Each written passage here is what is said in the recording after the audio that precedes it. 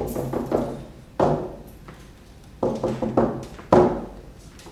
just did that for some drama. Ocean, Nasiet, no ice squirrel. It's a good day today. It's the Ahenakew Creator, and we're all gathered here to do this. Yes, this is work that we're doing, educating the people in a good way about our ways, about our culture, about our diversity. So I'm going to say a prayer and say thank you, Creator Ahenakew, for this day. My uncle from Musqueam says, if you opened your eyes this morning, it's already a good day. To give thanks for all the life givers, Creator, from our ancestors, to all the ancestors from all the directions, the water that we drink, the air that we breathe. These are life givers, Creator. We give you high thanks.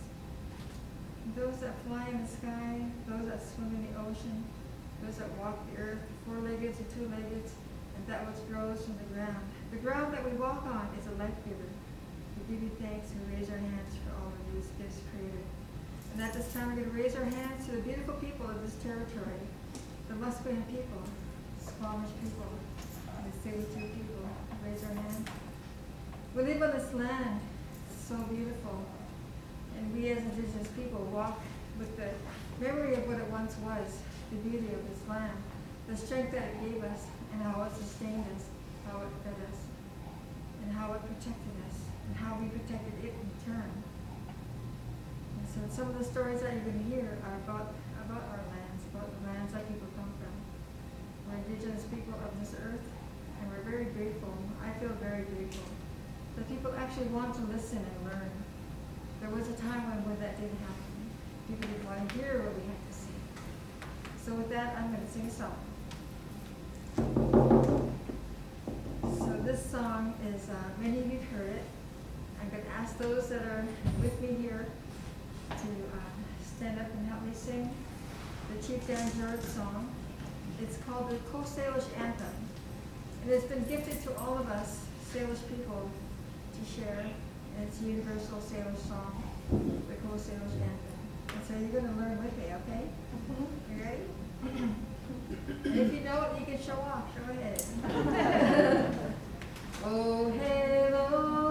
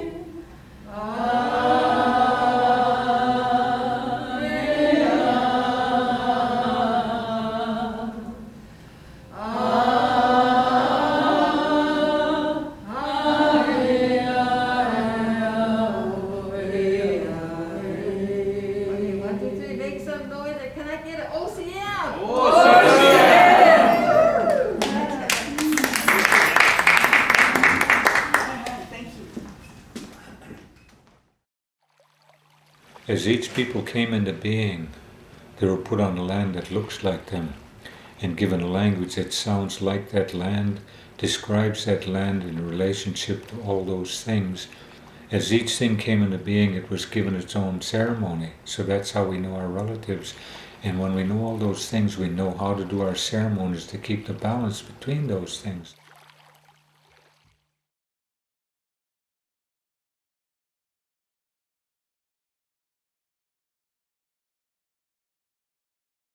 Good evening, everyone, and welcome, and thank you for coming to witness this.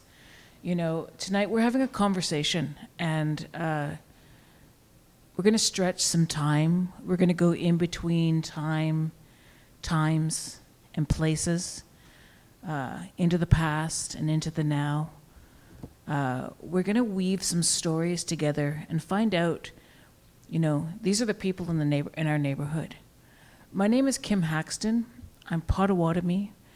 I'm from the Martin clan. I'm from a small place called Wosoxing in Ontario, on the Great Lakes.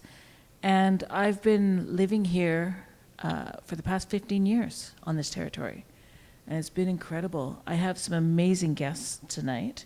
And I'm going to ask each of you to bring yourself into the room. Well, like I said, we're going to go on a wander instead of we're going to wander around in conversation. So I have 3 amazing guests and artists tonight. And I'm going to ask each of you to bring yourself into the room, who your people are. And we'll start from there. And then I'm going to ask more questions, and then we're going to go for it. Who would like to start? Don't be shy. Thank you, Kim. Tanse, I'm Margo Kane. I'm Cree Soto Métis from Alberta, and I grew up around Edmonton. Although my peoples lived in Métis settlements northeast of Edmonton, crossing over the border between Saskatchewan and Alberta. I've been here since the early 80s, and I actually was surprised that I actually never moved elsewhere. And I've made the trip back and forth back to my territory, my home territory, which I really miss, actually, because we've been here for quite some time now in COVID.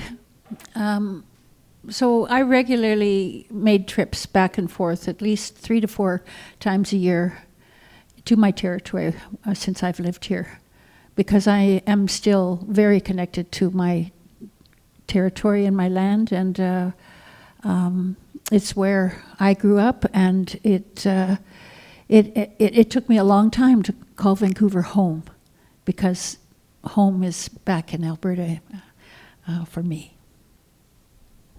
Thank you. Thank you. Tanse, Okamau Pesu, that's my spirit name. That means lead thunderbird man. I was hit by lightning when I was 17 on my community in Saskatchewan. My band is the Ahenakew First Nation, and I come from, wear my hat tonight, Nehiao, Cree. When we say Nehiao, what kind of Indian are you? It says Nehiao, it's Cree. I can speak some of the language. Kanana Skumatin. I'm grateful that I can speak some. Really grateful for that, and that I'm proud Cree man. And was taught when I got here from my relations at home, they'd say, "Don't forget where you come from." Okay, uncle, I won't forget. And he said in a good, kind, gentle way, put your Cree teachings in your back pocket and learn Coast Salish way. Learn Coast Salish way. Spend time with the elders. So that's a good teaching that I got, so that I'd be open to embracing the beautiful Coast Salish culture. So I come from a great long list of orators. My last name, Ahenakew, goes way back. It means, hey, he stopped. Ahenakew, he stopped. That's all that means. Hey, Ahenakew, Yeah. That's all it means. Yeah. There's a longer story, a little longer story to that, but I think that's a good for now. We'll come back to that. Dansi. My name is Renae Morriseau. My spirit name is Piasis, and in Cree that means little bird. And it was more of a term of endearment with my elders back home. I'm from the Treaty 1 territory. I grew up in Displacement. My family on my father's side is from what we call now Little Peguis, but back in 1907, the St. Peter's Reserve was taken away, and many of the people were forced to move up to what is now known as the largest reserve in Manitoba, Peguis. So my family didn't move.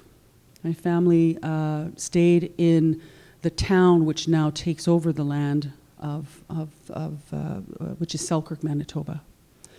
And I came here, similar to Margo, is I came here in the mid '80s, 1983, and I have the honor of being raised by a real awesome mom, and I had 3 older brothers, so I had to leave Manitoba to get a date. There was no way they were going to allow me to do that. So I finished my grade 12 here in Vancouver in 1983 and stayed here since then. And I'm really glad to be here. And of course, I know of your grandfather. Ahenakew was the medicine man that my mother went to go see when she had cancer. So we, over the years, have talked about that relationship and about the what that represents in terms of our own practice and stuff. So, hi. Thank you, everyone. And I think that's a real important place. We talk about, in context, I want everybody to put on a different pair of glasses tonight, because we're centering an Indigenous voice and we're centering Indigenous worldviews. And so it's different. So you have to take off the settler glasses and put on a new pair of glasses. And I'm going to ask everybody to be present to listen. And when I talk about that, we're going to explore that through some images and through stories. And I think it's a really important place to hold that, because we know that stories come from in the moment of being, but we know that we carry stories from our ancestors in our cellular memory. And there's a place as an Indigenous person, and I'm glad that you said that, everything is about relationship. And I think that's one of the most primary pieces that we have within our communities, because people are like, one of the first questions is, who are you? Who's your grandparents? I was told that when I go out, that my grandmother is speaking to your grandmother when we sit together. And it always held me to be, a few kicks in the head to be like, oh, mind your manners. But I realized the concept as I've matured, what that looks like and what we hold in that place of our cellular memory, and those relationships they're the foundation of our community. So my next question, because we're going to go into layers of questions and we'll see what happens, and we don't have to necessarily go this way, even though I'm looking at you, Margo, and I'm like, okay, are you ready? Right? And it's like, I'd like to hear, what's one of the gifts that you've received from your ancestors and the land to which you came from? When you think of your land, when you think of something that is, in your heart forever, no matter where you are in the world, what is that? Do you want to go first? Okay. How's it? Like that? Over there. Yeah, it's a really deep. Try to answer that in my great grandfather Samson Ahenakew. He would crawl up a tree and he'd fast for anywhere between 7 and 10 days without any food and water to study the stars. And he'd come down the tree and he'd say, hey, we have relationships in the universe. Relationships related to everything. He'd come down. He thought he was a little crazy. He'd be up there for days. But his gift was that connection to the creation stories that indigenous people have. And one of them is the study of the stars. And there's so many stories in Cree mythology that there's stories about that. And I went and fasted by that tree. I tried to find a tree. I didn't crawl up a tree. I sat down and fasted for 4 days there. And one of the gifts that he passed on was insight and vision, visionary.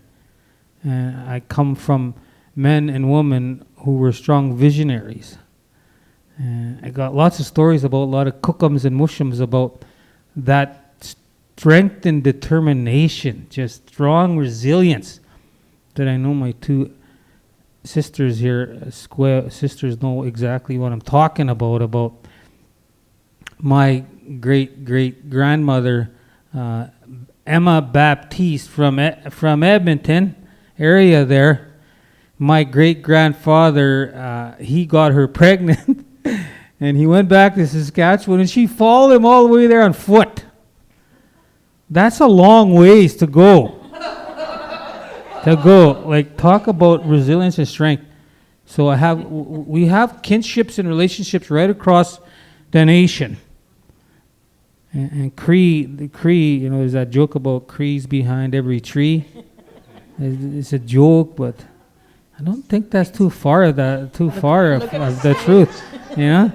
So yeah, the gift is visionary, the ability to have a vision and hold it and create it in whatever education, politics, the arts.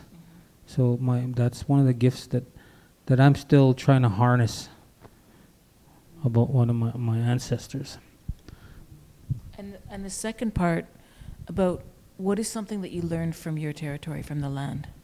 Land of the living skies, straight flat, you can see the dog run away for a long ways, but it's that sky relationship with the when Margo said that I went back lots too, and one of the first things that I do is just get on the land and walk for hours. I just walk because I remember that connection to the land, and that name, Lead Thunderbird Man. I was hit by lightning. I'd run around as a kid, watching lightning storms. Like, what kid does that? I'd run out and get hit by lightning. But it was that relationship with the sky world. The Kinana Skumitin no Tawinan, the great mystery, or there's no male or female. It's hard to describe that. But if there was, it'd be the sky world. It even comes from Six Nations, but that relationship with the sky. Yutin, the name Yutin in Cree, that's the wind, the northern spirit. That's a real thing. The relationship with the air and the land. That's just a little bit about that. Thank you. Margo?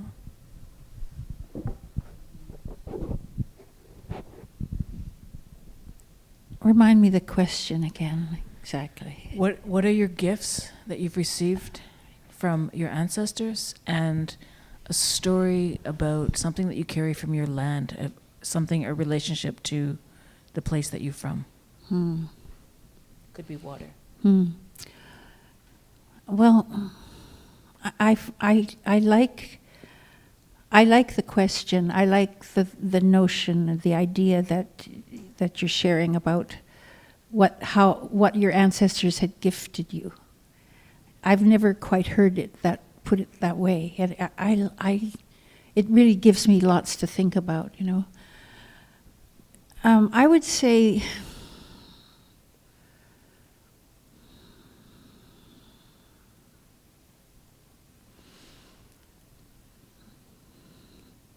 I was a child that was adopted. I was given up by my mother.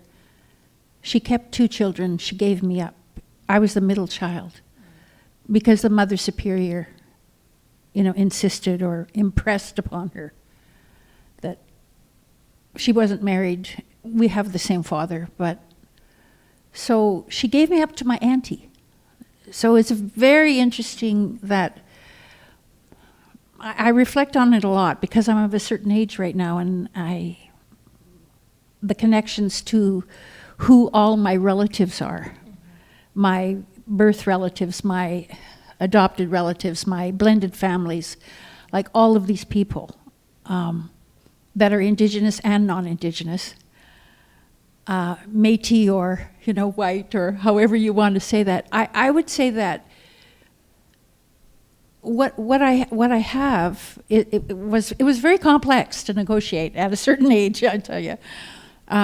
However, it made me connect. I think what my ancestors have given me is my desire to connect to my family, my families, the people that I care about, or that I'm working with, or that I'm growing up with, or that I'm making a play with, or people that I'm singing with, or people that I'm going on a trek with. That I have a sense that everyone is my family. That's a very interesting thing because I was a child who obviously had a certain amount of resilience.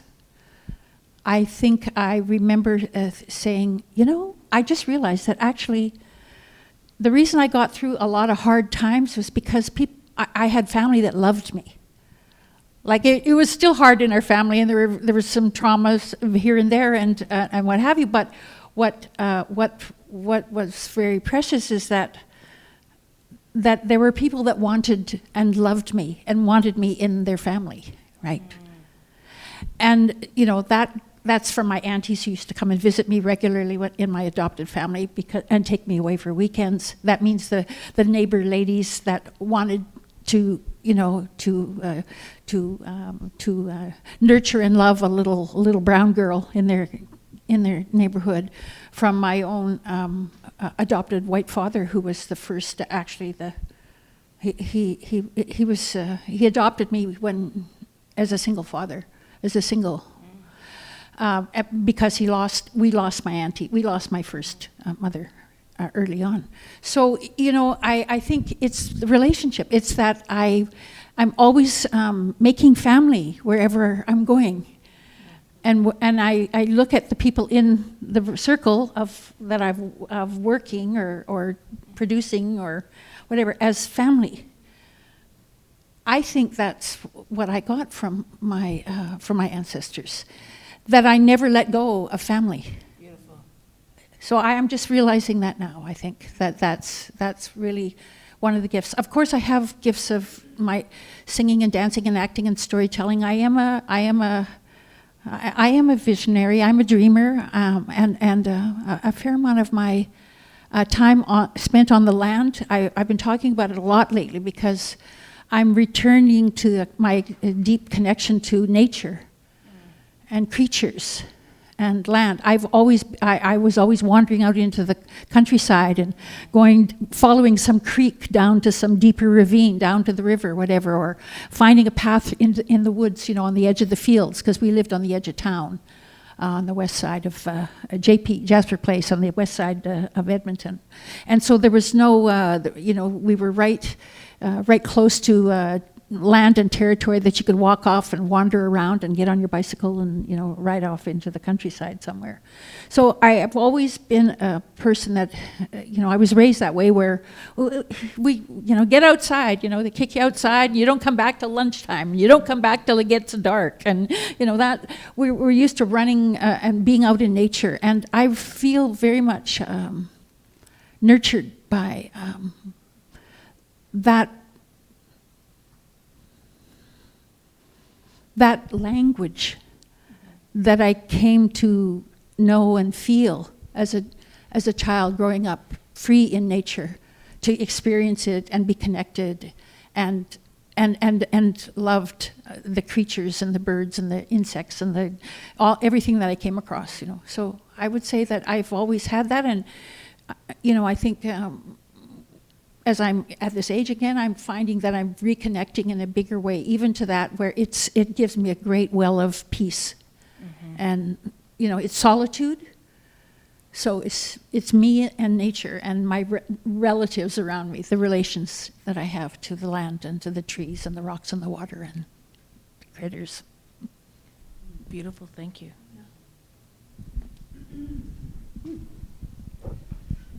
Kitaski nano, netaski uma, wapano koti, paksi mutakmina, kiwede no kisi, minasawe no kisi.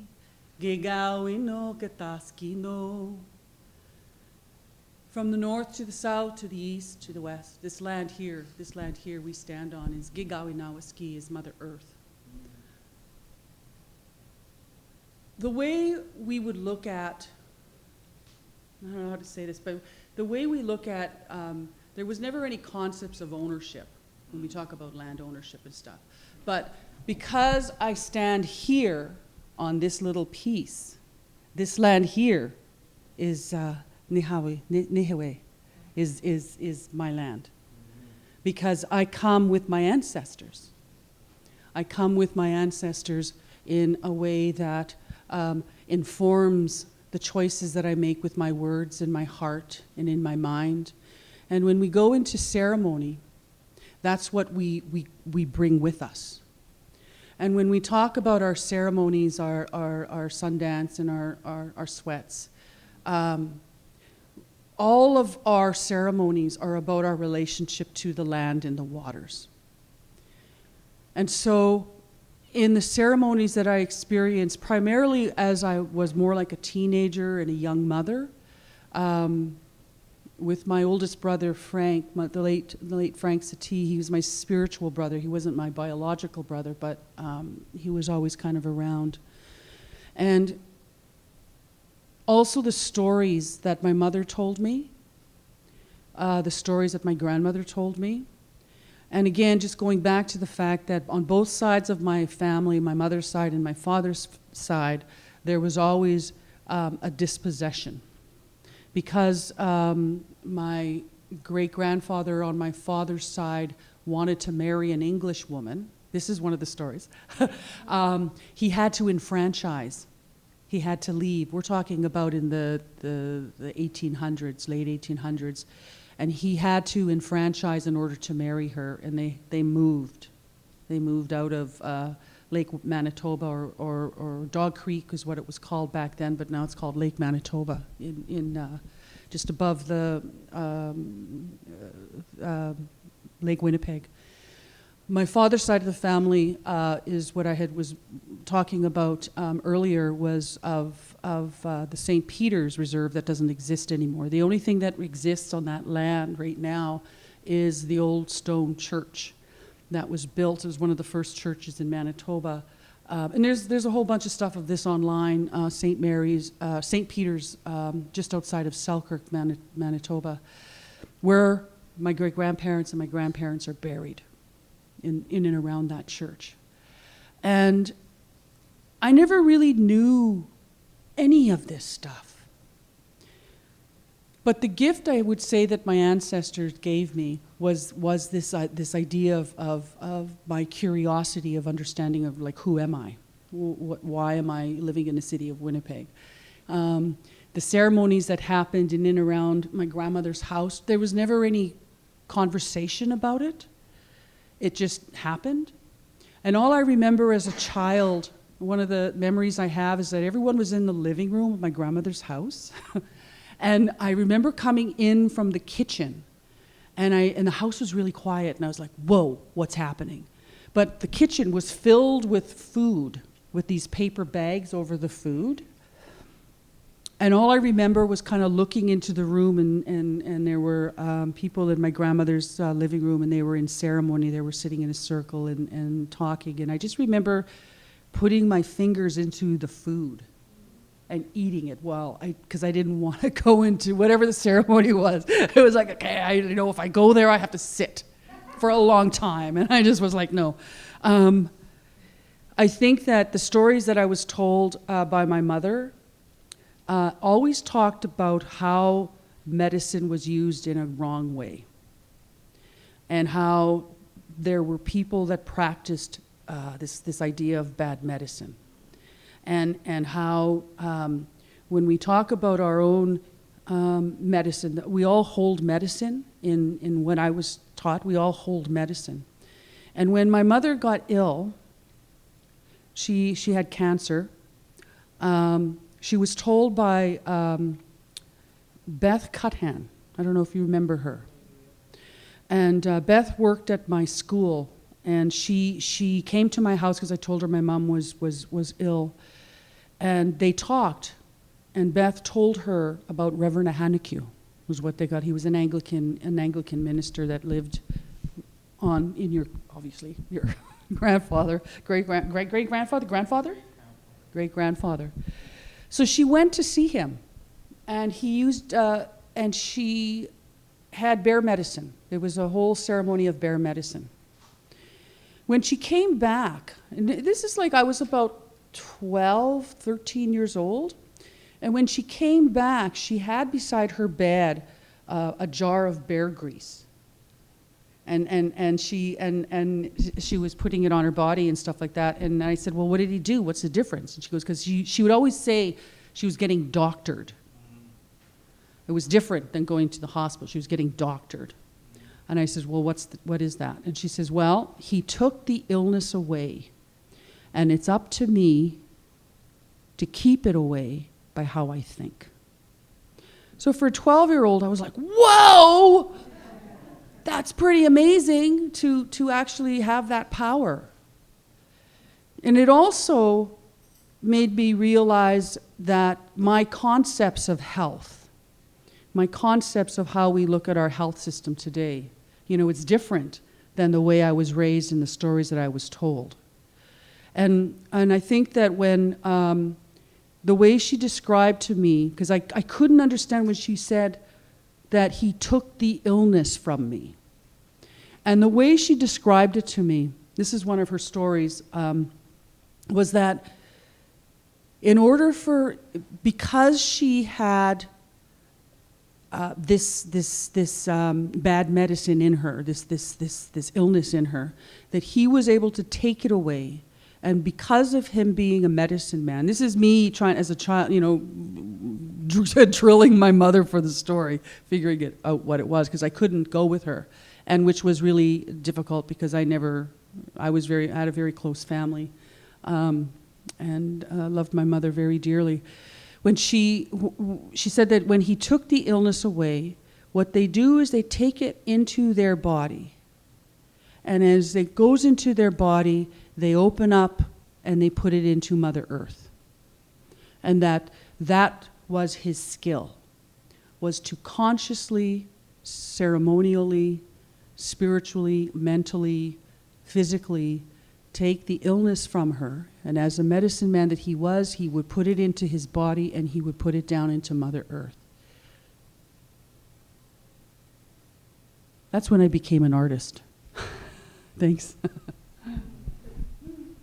Thank you. Thank you. Did you ask the second question? The second part was just about what do you remember? What is your memory from the land, from back out? A connection piece. Connection to the land. I was born and raised in Winnipeg. I never lived on a reserve.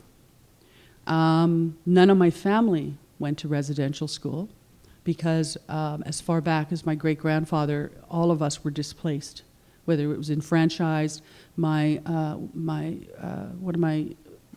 grandfather fought in World War I. He was actually the cook. He was a cook. John was his name. And in order for him to go into war, he had to enfranchise. Like not be on the reserve anymore, is what that means. And so my connection to the land was just my own research in what was taken away. So part of Selkirk, Manitoba was our traditional territories. From part of the northern part of Selkirk, the city of Selkirk, up into where the church is, it was our traditional territories, which now is, you know, private lands and stuff like that. Thank you. Hey. I just want to acknowledge as we're going a little bit deeper, right? We're talking about we're starting with the personal, and now we have migration stories. But before I get there, and I wanted to actually start with this, and I forgot to, so you have to forgive me. Like I said, we're gonna wander around. Is that I want to acknowledge that most Indigenous names have something to do with the land and the territory that they're on. There's a direct translation. I'm going to let each of you, well, I guess you're kind of all sort of the same. You're not really all the same, but you know what I'm saying. You're from that side of the mountains and before the Great Lakes. There's a translation. But that's one piece. But the second piece that I think is even more important is that we talk about relationship to land. We also know that means a responsibility to land. I think you touched on it, both of you. And I think there's a really important piece. When I say that, I want to bring a bigger picture to our brothers and sisters on the East Coast, the Mi'kmaq people, right? And what they're doing, the Haudenosaunee in New Caledonia, and the work that those people are doing, the Wet'suwet'en, the Secwepemc people, and the piece in which we can't just move, we just can't leave. There's a response, there's thousands of years of lineage and responsibility to place and land, you know? And I think I just want people to hold that and to understand that is something that even when we come to somebody else's territory, there's a responsibility, you know, and there are protocols and how we actually hold everyone on the land. I just wanted to say that. I meant to start at the beginning, but I was like so excited to get going that I forgot. But as we go into the next part of this, I want you to hold that thought, right? And I want you to hold the thought. My question in here is about what was your first thought when you came onto this amazing territory, right? And why did you come here? Why didn't you stay in Winnipeg? And, you know, why didn't you stay in Saskatchewan, right? What made you come to this part of the territory? And anybody who would like to start. Is working on my community as an alcohol and drug counselor.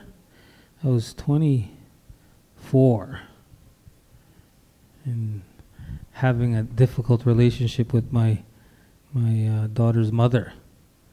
This young couple of kids having kids, and but when I was working, you know, with having to deal with trauma and trying to help people was a strange place for a young guy to be trying to help people, and I was messed up as a young man. You know, just letting you know that that's what was going on before I was struggling with that stuff. But when we were doing these role plays in a treatment center, I always play the drunk guy. Just really good at, you know, watching my dad kind of do that, kind of try to stand sober. You know, I was good at that.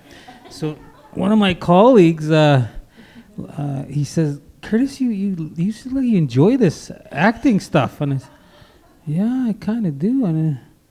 And then I went home and I thought about what he said, and I thought, if I was really going to do this, I'd probably have to move to Vancouver or Toronto. And so I took a cloth and a tobacco into a sweat lodge, and we asked for direction in there. And sometimes you'll get an immediate answer. Sometimes it'll come in a dream. Well, it came in a dream. And in the dream, I didn't know till 2 years later that I was here. I was dreaming about the Squamish chief. And in the dream, there was 7 men on 7 ponies, thunder ponies, and the lead guy had a chief headdress on his head. So that must be the coast. That can't be Toronto. So I came on a wing and a prayer here from that vision. Came here, and my cousin Joan Ahenakew, who's married to the hockey player Randle of the Vancouver Canucks, live up in Port Moody there, and that's what got me here. And you know when I came here, the first time I came here was I smelt that sweet smell in the here. Yeah, that holy mackerel, that just drew me in. That was the first thing I remember was the scent. And then when I came to the ocean, I went right in there and I felt that relationship with the water spirit, the ocean just blew me away. And that always, that those two things, the smell and the ocean. I felt an immediate connection by scent and sight. Where I came from, the territory. And then the dream, obviously, that really moved me. That 2 years later, I'm up at the Squamish Chief, and that dream I had, it was the exact dream of that. I recognized it 2 years later. So yeah. Beautiful, thank you. Well, to get a date, I moved to Vancouver. Can you use your mic? Yeah, to get a date. I moved to Vancouver because I had all my brothers that were like I had a boyfriend in Winnipeg, and I came home, and my brothers had him. I'm serious.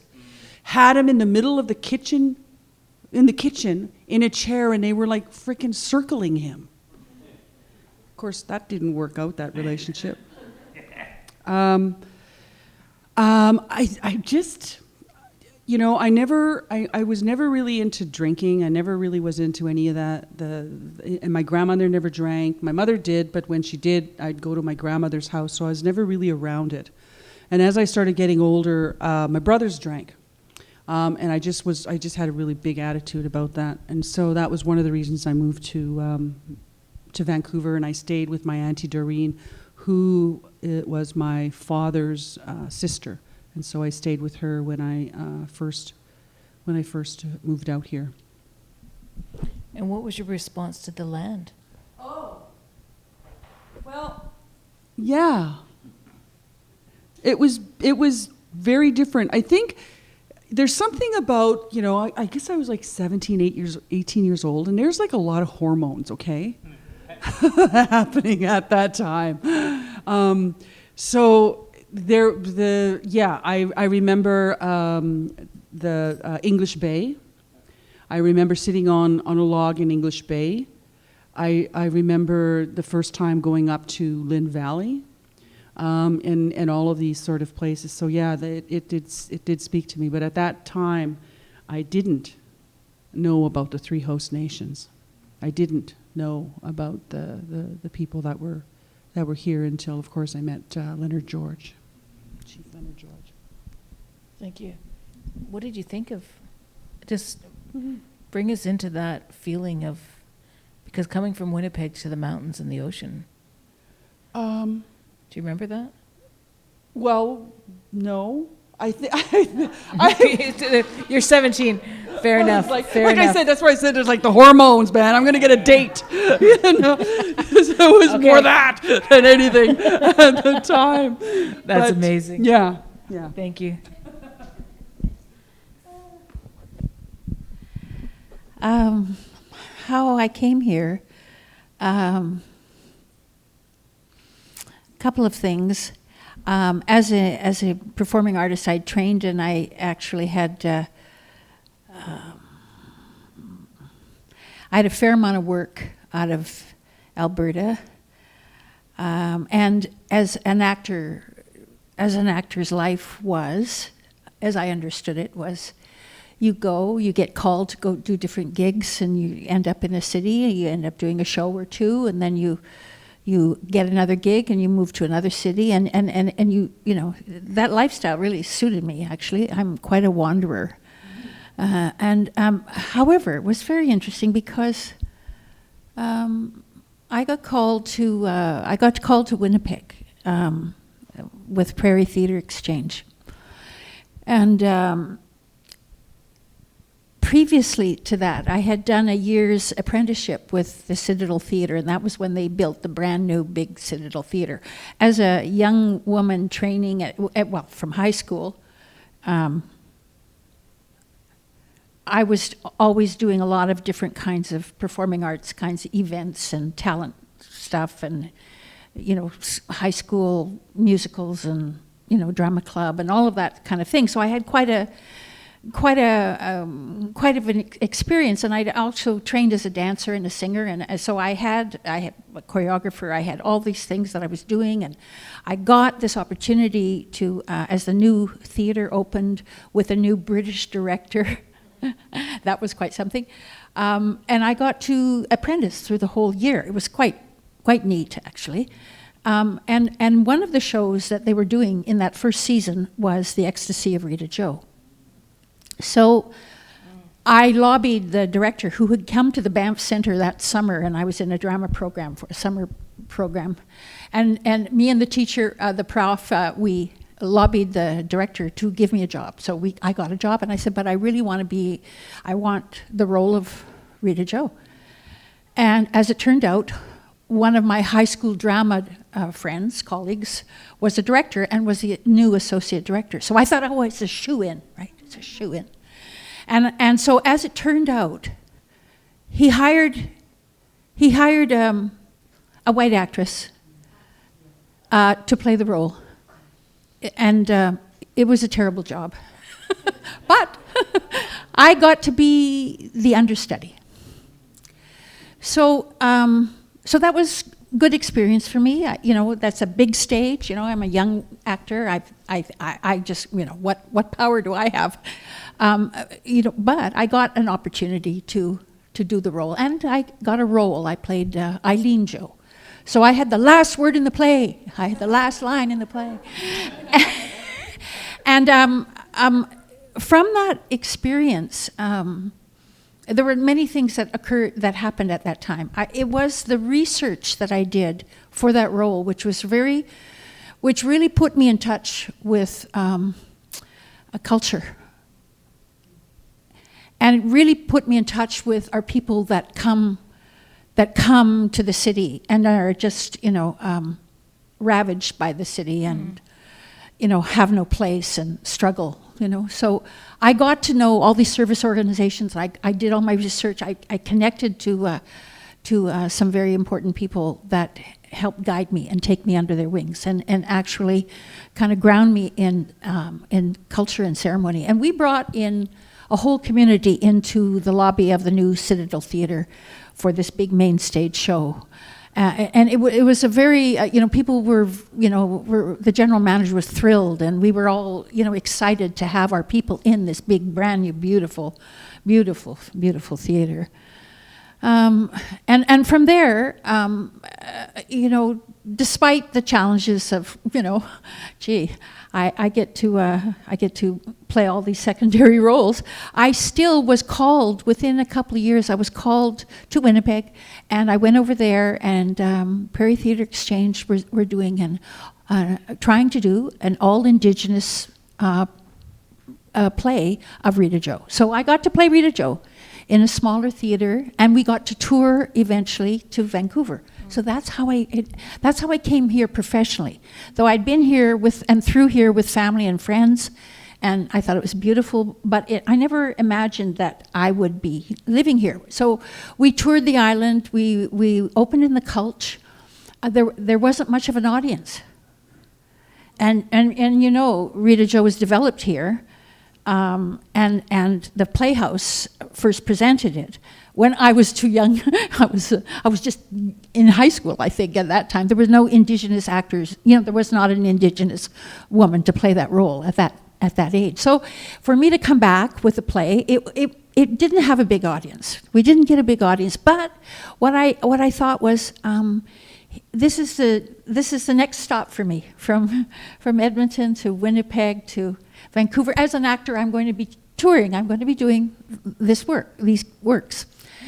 But I loved it so, and I had, of course, friends and colleagues and whatever here. And then from there, I get called to the Yukon to work on a community development project over a period of a month. I come home to Vancouver. I'm staying with friends. And eventually, I just kept getting called, and I keep coming back. There's something about, it wasn't planned. It was just, this is what we do as artists, actors, and this is how the world operates when you're an actor. But I never really took to anywhere else. I went to Toronto, I went to LA. I mean, there were these things that called me for my career, but I actually preferred to be out west. I preferred the big sky for my home territories. We always traveled around as our family. Like, we camped a lot, and my father used to be a construction boomer, so he toured through BC and Alberta a lot. So we went on all these different kinds of trips because he liked it, and he liked to show us what's going on, and he liked to explore different highways and roads and what have you. And so I was used to just traveling about, and then I come home. The forest, the sea, the water. I've always been I've always loved nature and forest and creeks and little rivers and whatever. So I found it very comforting, I would say, very comforting to be in this land, the land itself. And I think probably also what started to connect for me was that, now I'm an adopted kid, right? I'm living and I work, I'm living and going to school with, that's another story. That's a very interesting story. All the residential school kids were bussed into my neighborhood, bussed into the schools that I went to. So I went to school with a lot of Indigenous kids, even though I was, living in a predominantly blue-collar, white, community. So when I came to Vancouver, one of the things as I started to stay here, I would always, like when I was a kid, I would be walking down the street and I would see a Native person, and I would lock eyes with them. It was like I was looking for my people everywhere I was.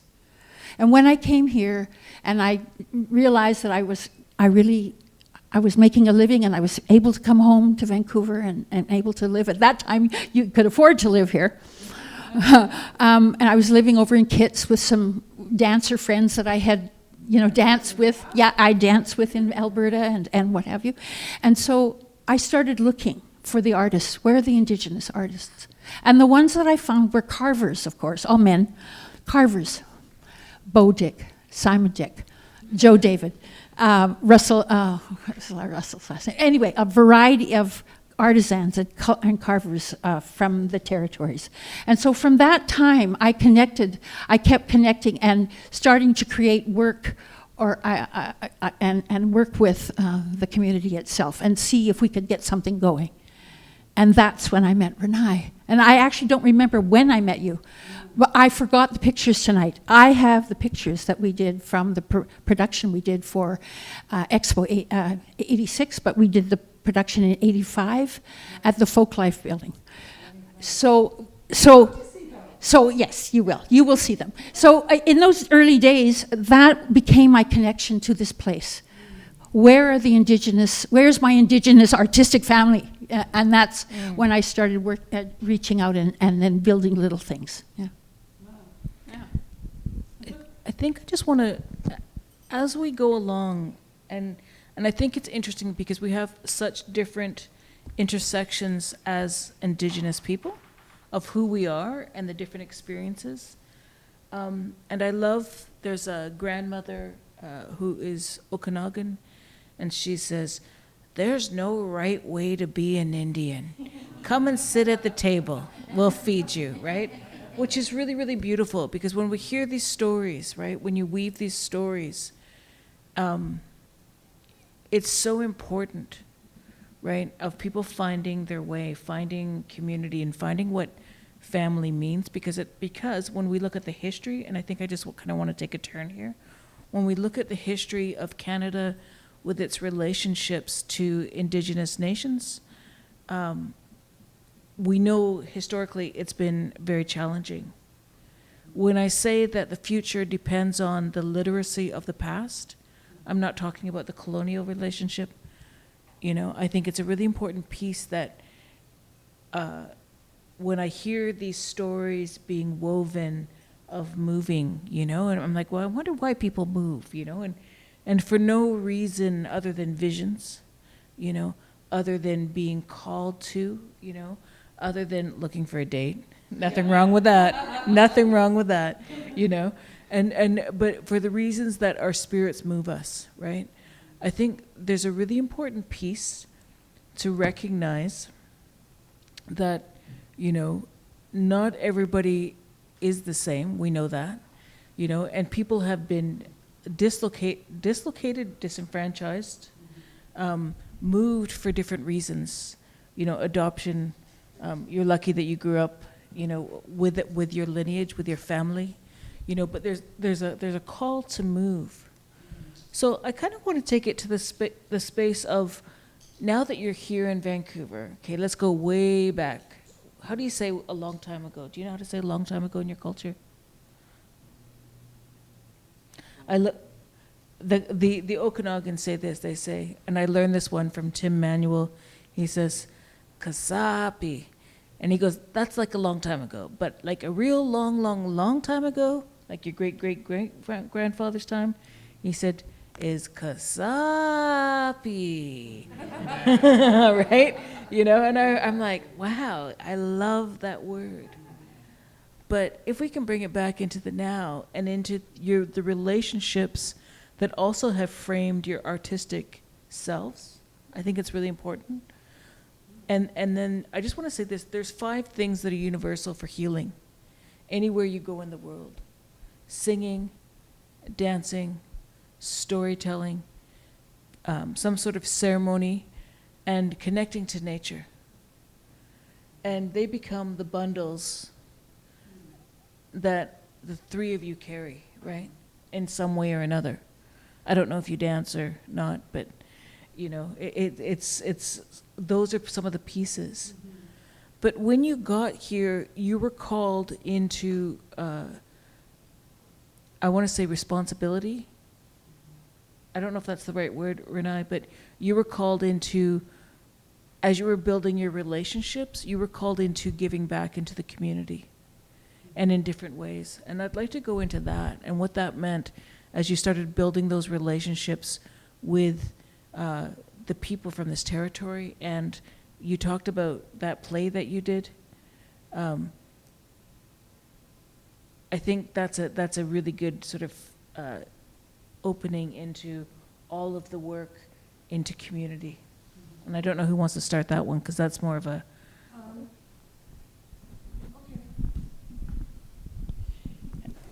Wow.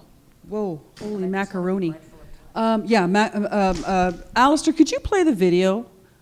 This is just sort of a combination of different images of the dispossession, dislocation, and resilience, and restitution, and coming together to create,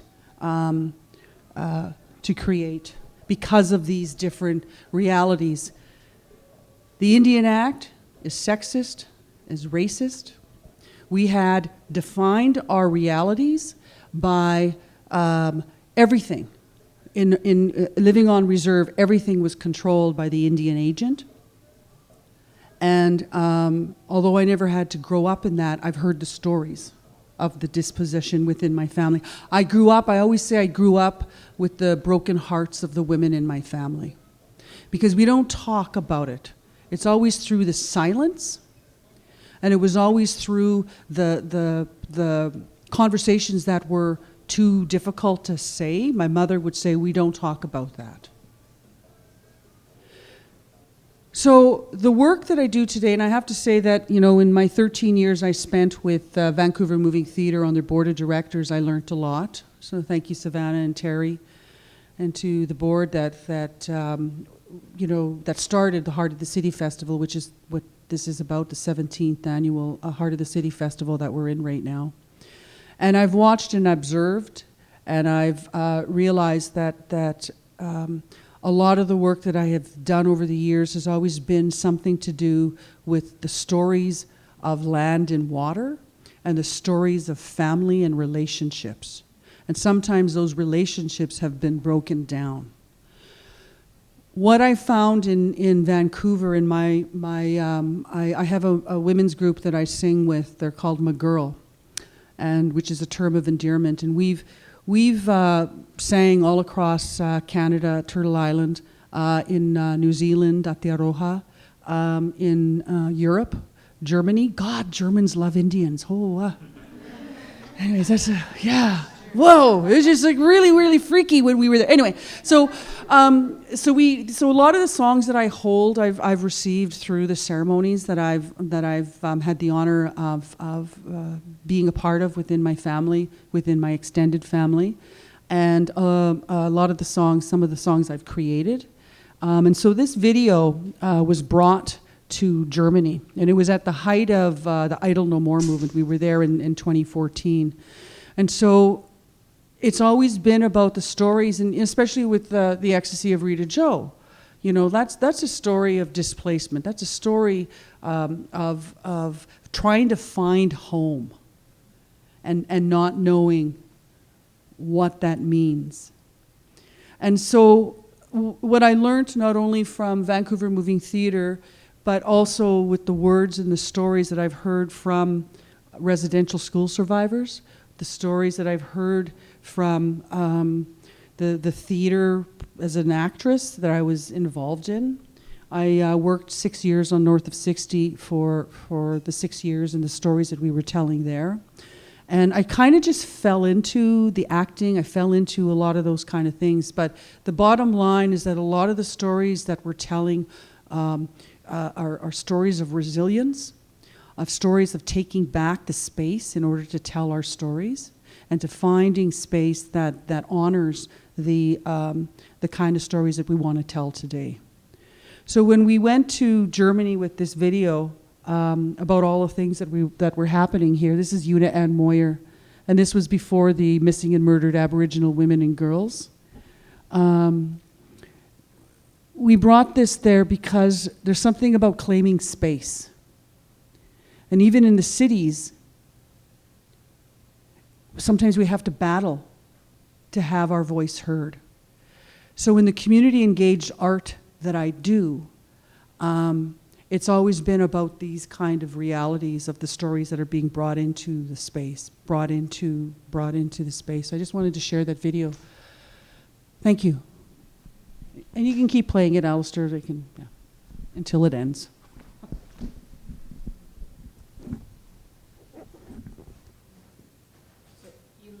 You land.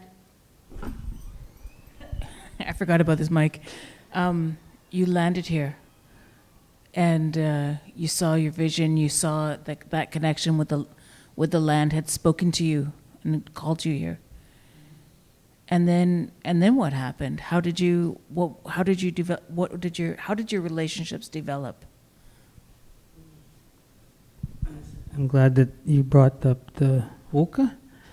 I was there. I was a young guy. I ran all the way from Saskatoon to Oka. The relationship, the responsibility to fight for our people's territory. I was motivated to run there. I got about 10 miles out of the city, and the Cookums called me back. Maria Campbell, the Leona Tatusis, I forget the other ones. But they said, Curtis, we called you back because we want to walk to Oka. We want you to run ahead and put tobacco on the ground for us. So I'll never forget the stories about these Cookums talking about their lovers. Holy. But that was my out of Saskatoon, like out of Saskatchewan was to Oka. And then that adventure to come travel. And then when I got here, landed down here, that teaching about learn from Coast Salish, I wanted to spend time with the elders first. I wanted the elders from Musqueam, Vince Stogan, Vince Stogan, yeah. And then Cy Baker, Chief Dan George, Leonard George. I said, who are these guys? I want to sit with them. And you all know these names I'm saying. Most of you know those names. And I'd joke around the word adoption. And I said, I'm just a lonely Cree guy running around your territory. And I was teasing Charlene Alec from Tsleil-Waututh. I said, I was wandering around your reserve, just my head down, lonely. And she just started laughing at me. She just giggled. Oh, she goes. And then Shane Point said, he said, we don't use that word adoption in a language. Well, I'm sorry, I didn't. I said, he said, what? I want to connect with the community here. And Shane just recently took me into Musqueam. Squamish did already. Elroy Baker, they call me Cash. When you get a nickname from a territory, you're in. You're in. And the Tsleil-Waututh, they took me in as one of their brothers. Amy George. Rita Joe. So I'm very blessed to my Cree is Leonard George, late Jenner's son, said, geez, Curtis, you've been here long enough that you're leaving your aura along the land over there. And that was a blessing to him to say that. He speaks the language. How do you say it? Hulkamanen? Hulkamanen? That's the, yeah. And then I met guys like Sam Bob. And then I started meeting Margo, our artistic Renae. I started to see, I started hooking in, and my little, was Donna in the room? Donna Spencer? Is she in here? Yeah, Donna. I took an acting class, and I did you guys had these showcases, and I picked Al Pacino because I thought that was acting, I don't know if you remember that, Donna. Sid Kozak was in the remember Sid? Yeah. So I was doing my groundwork about who is artistically and traditional, but the first primary, my responsibility was to get to know the people here. And I wanted to know how. And I remember I was trying to date this Squamish girl. And I went up and I gave her mom tobacco, permission to speak to your daughter, and she started laughing. And that girl looked and laughed too, because what is that? What do you pass? Why? Well, that's just the way that I want to. And she just laughed. They tease me to this day. I never did date that girl, but and they always tease me about practicing tradition, protocol, and trying to do it right when I got here, as a man, really trying to do it right when I got here, because I had a track record, coming from Saskatchewan, that followed me right into here. The Cookums are watching you. The sisters watch you. What kind of man do I want to be?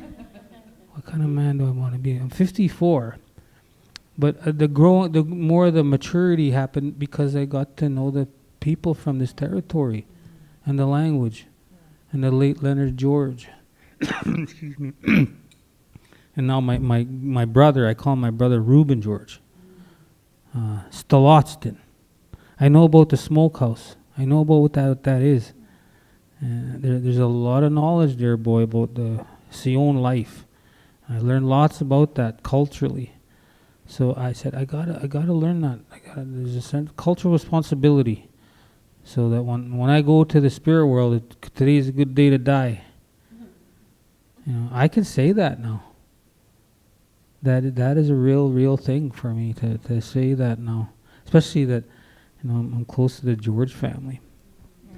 But I'm glad that I learned enough. I don't know a lot, but I learned enough to know that I got family here. And I think these two they teased me right away when I walked in here. But that's another little kinship. I'm very lucky, boy, very lucky that I have that, those relationships, little kinships that I have. So many stories that I have artistically, but that's enough for now. Thank you. That's one of the things. It's another thing. Indians like to talk. It's true. Margo. What am I talking again about? Where am I? So when you got here, Yeah. you and started rooting down here. What happened with your relationship with the people from here and the land? Just the people. Yeah. Well, I think it's my own experience doing research and working on researching down Skid Row and Boyle Street. Really notorious territory there as I was growing up. What was really beautiful was that I found these incredible caring and cultural people amidst this trauma, of our people and being in the downtown east side. And the beauty of all of that was that I felt useful. I felt like I had something to give to them. And I was also learning about the challenges of our own people were having, coming from a res to the city, coming into the city. So I had all this incredible experience that I didn't have before.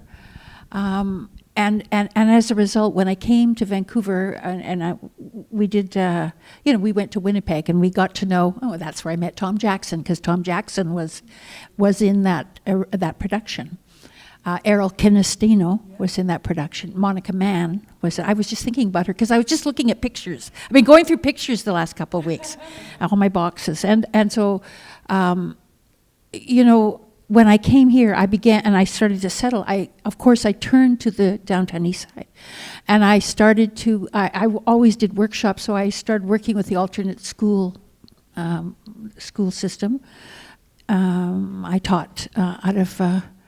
Is it First United on the corner of Hastings and Gore? So I used to teach. There was an alternate school there. I taught at a lot of alternate schools. Theater, drama. I would meet somebody on the bus. I would go, you've got to come to my class. I started to teach at the Native Education Center when it was on. Yes, and I got Spirit Song moving. It had started the year before, and then when I came in, it was they had turned to Green Thumb Theater, who immediately contacted me and said, would you like to direct the. Yeah, she came later. So I started working with the community fairly early on when I came here, and so I kind of developed all kinds of relationships from that. I met Howard Green, who was running the Native Education Center. It was in an old glove factory on West Broadway. On Broadway Canby, just sort of in that area. And so I just started to connect with all of these people and was doing workshops. You might have been in one of my workshops. I seem to remember us doing an exercise or two. and so I always looking for my artistic Indigenous family, really. Let's make something happen. So I think it was my own desire, of course, to connect to my own people, but also to connect in a way artistically that would be fulfilling. And also because the other thing would be that I had some serious mental health issues, as a young woman, that flared up as I was leaving high school, and it was the drug era and all that stuff. And, let's not talk about bad trips, but there were a few, and the result was also that all this stuff was coming up about my disconnection, my adoption. You know how you are, you're a teenager, and all those things you're trying to navigate all of that. And so what I found was that when I danced, everything went away. All the problems of my life went away. I loved music. It soothed my soul. I started to train as a I took my training seriously because it healed me. And so that was the message that I kept in the back of my mind. And then when I started working with my own people, young people, older people, whomever would want to make a play or do something creative like that, I knew that by expressing ourselves creatively, we would find wholeness and wellness, and we would find joy. And that's what kept me going. Thank you so much. There's an interesting connection with everyone. All of you are all artists, and there's a connection on weaving those relationships, which I think is really important. I want to open up, because we're coming to our time, because we could keep on talking forever. It happens, right? To the audience. And if you have any pressing questions or thoughts around you'd like to ask anybody, please. I have a question. I was wondering what drew you to theater? I knew it was music theater. Okay, I'll give it a shot. Short. I took an acting 8-month program at Mel Tuck's acting school on Gastown there, Gastown Acting Studio. It cost $8,000. My band paid for that.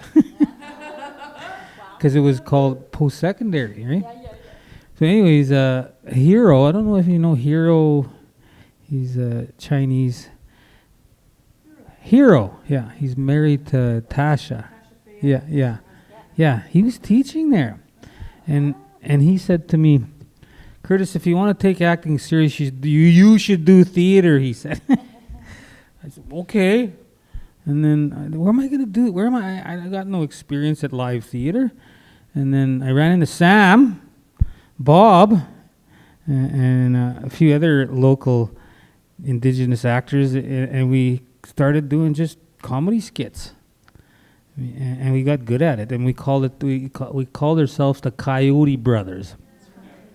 And we just got hired, just given her. We just created a little scene, and we got good at it. And that was my first experience at theater, live theater. And then I wrote a play, my first play, in 2004, and I went back to Saskatchewan. I was healing from a breakup. And I wrote a play about that. And you know what the name was called? All My Relationships. It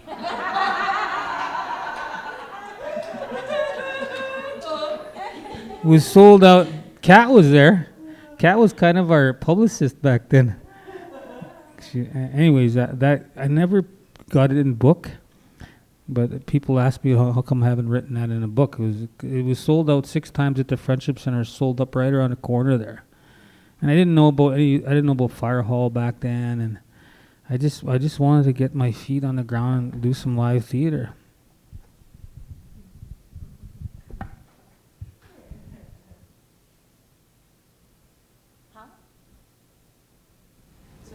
Savannah?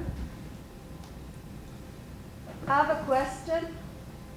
I'm wondering, what is a story that you brought with you over the mountains that either from your ancestors or from the land or from your family that's been the story that has really stayed with you and that it's been one that you've wanted to share here?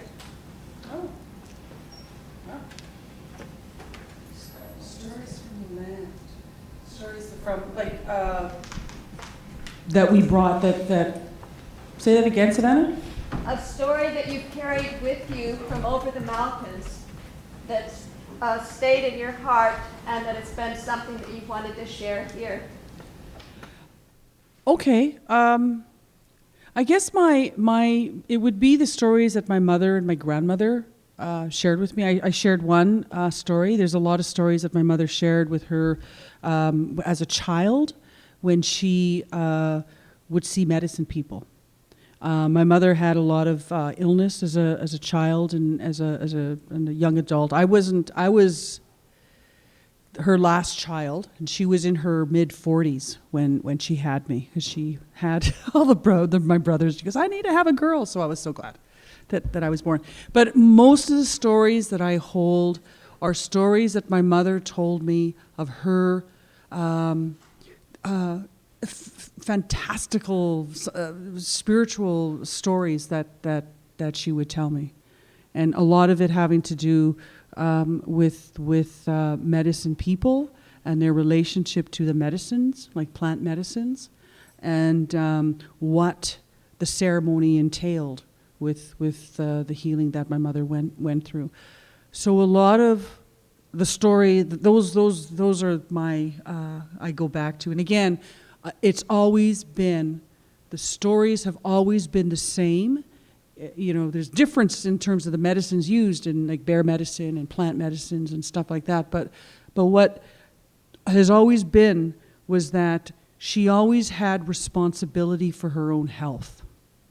And her ceremonial engagement with the ceremonies was just that, was to remind her of her own healing capacity. And so those were the ones that she always shared with me as a child growing up, and the same with my grandmother. Thank you. I just want to be mindful of time. Because we are coming to, we've got 4 minutes left.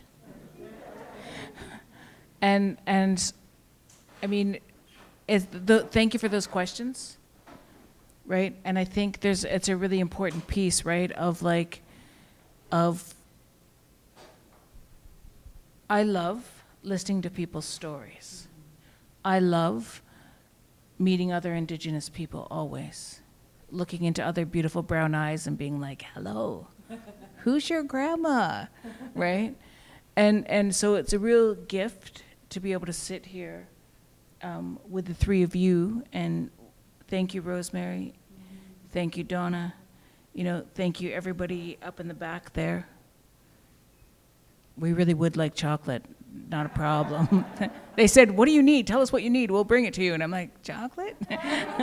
Didn't happen.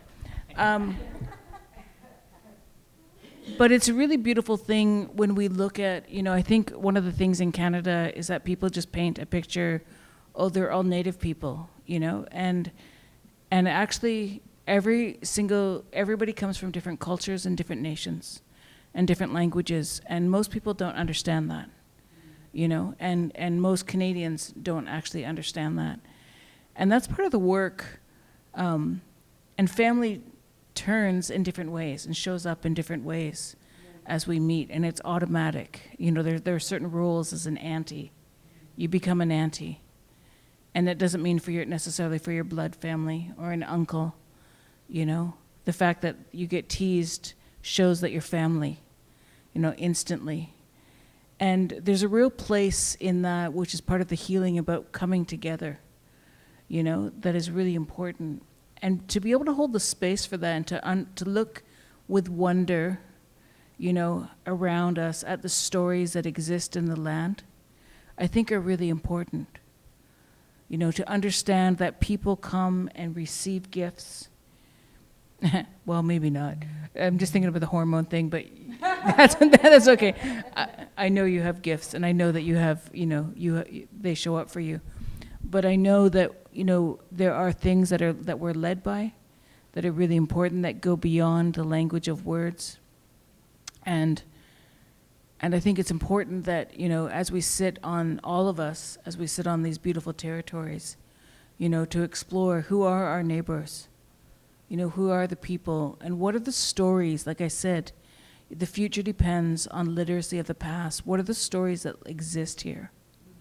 And when I say here, I point to over there, over the mountains, because it's really important. As you walk out of here, there are people from all across, these lands,